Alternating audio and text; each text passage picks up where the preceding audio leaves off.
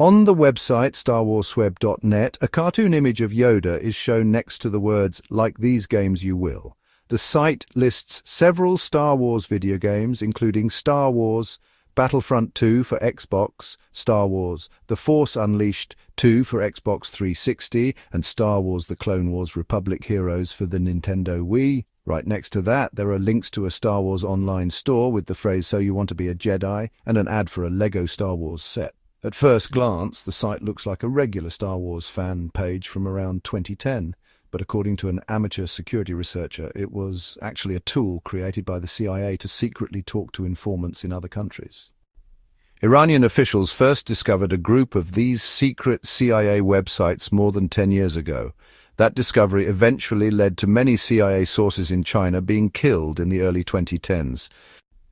The researcher, Ciro Santilli, said he started investigating these sites for several reasons, such as he's interested in Chinese politics, his mother-in-law is part of the Falun Gong religious group, he likes TV shows based on spy stories, he wanted to stick it up to the CIA for spying on fellow democracies, and he has the technical skills to investigate because of his background in web development and Linux. He also admitted he was partly motivated by fame and fortune. Santilli found other websites that may also be linked to the CIA. These included a fan site for a comedian, one about extreme sports, and another focused on Brazilian music. He wrote that some of these websites appeared to be aimed at people in Germany, France, Spain, and Brazil based on the language and content. It reveals a much larger number of websites, Santilli explained, adding that it helps people better understand what countries the CIA was focusing on at the time, and unsurprisingly, the Middle East comes on top. Back in November 2018, Yahoo News published a major report about the CIA's secret messaging system and how it got exposed. According to the article, the trouble started in Iran, but later led to more than 20 CIA sources being killed in China between 2011 and 2012. After that, the CIA shut the system down. In 2022, Reuters published a follow-up report titled "America's Throwaway Spies." It showed how the CIA made serious errors when creating these secret websites. For example, Iranian officials were able to catch one CIA informant, Gholam Reza Hosseini, because the websites were badly made. One major mistake, the website's IP addresses were all very similar, so if you found one, it was easy to find others that were connected. Reuters also explained that typing a password into the search bar on what looked like a normal website would trigger a secret login system used by CIA sources.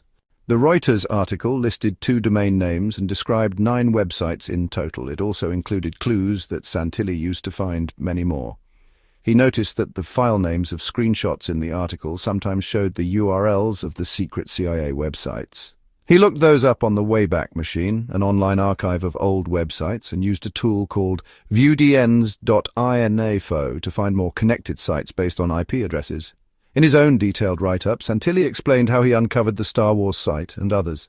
He said he used freely available online tools, searched through old domain names, examined HTML code, and even used a small army of Tor bots to get around restrictions on the Wayback Machine. He said he didn't pay for any data. According to a past report by Citizen Lab, 885 secret CIA websites were identified after Hosseini told Reuters that he used one called IranianGoals.com. Santilli said he ended up with hundreds of domain names, which he checked manually as patience would allow. Zach Edwards, a cybersecurity researcher, told 404 Media the recent efforts to uncover the websites CIA used to communicate with their spies all over the world aligns with what I understood about this network. We're now about 15 years past when these websites were being actively used, yet new information continues to drip out year after year. Edwards also confirmed the main claim. The simplest way to put it, yes, the CIA absolutely had a Star Wars fan website with a secretly embedded communication system, and while I can't account for everything included in the research from Cairo, his findings seem very sound. He added that this is a reminder that even skilled developers can make mistakes, and some of those mistakes take years to discover. But in this case, it wasn't just a small coding error, it had serious consequences. About his research, Santilli said, at the very least, the potential public benefit of enlightening history seems to be greater than that risk now. I really hope we're right about this.